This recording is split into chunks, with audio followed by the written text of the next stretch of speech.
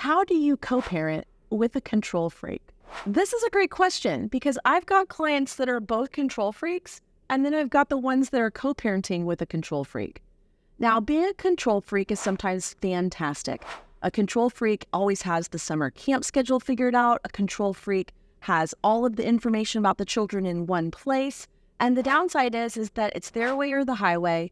They could be abusive about it at times and extremely aggressive. And there's really no room for change sometimes with a control freak. So how in the world do you co-parent with them? First of all, if you are a control freak, I want you to listen to these 3 things. Number 1, if you're a control freak, control away, but control yourself. The only area that you really have influence on is yourself. If you are trying to communicate with your co-parent and you're a control freak and you need information from them, understand that the way your brain works is different than most everybody else. When you understand that and accept yourself a little bit, then you might not be so mean to others when they don't think the way that you think. So you have to understand your differences first and foremost. Second of all, control yourself.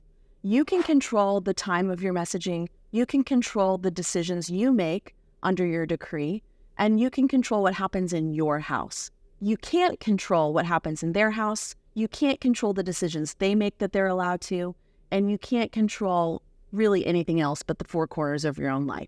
So when you realize that, then you'll maybe have a little bit more grace and compassion for yourself and also have realistic expectations for that communication with your co-parent. Ask yourself at the end of the day, take a little bit of advice from me from a previous video. When you consider your ex as living in a different time zone, it reduces the amount of communication that you have to have with them because you're able to make the decisions yourself. If you can make most of the decisions yourself, or control the decisions that affect you and your household without interference from your ex, that's really going to help you as a control freak.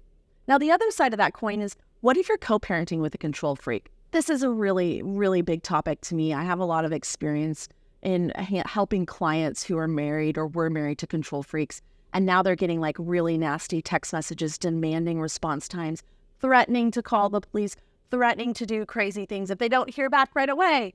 That's a control freak, and that's okay. If you co-parent with a control freak, understand it. Be clear, put it in writing, provide information, but at your own pace. And finally, set a boundary. If the conversation becomes abusive, if it becomes harassing, if you're receiving constant texts and follow-ups, understand that you're dealing with a person that is in a bunch of fear and needs to control it and needs information from you in certain ways so that they can feel better. And really all you have to do is set a boundary. I will be getting that information to you tomorrow by 5. When you speak to me this way in conversation and accuse me of things or name call, I will no longer be communicating with you. I will pick this conversation back up when we're both calm. Setting a boundary with a control freak, being clear, and providing them the information they seek, but on your own time and in your own way, is an important way to separate yourself from the issues that are going on with that person that lead to them being a control freak, which really have nothing to do with you. We can't help who we had kids with, but we can make it a little bit better to communicate with them moving forward. I hope this helps.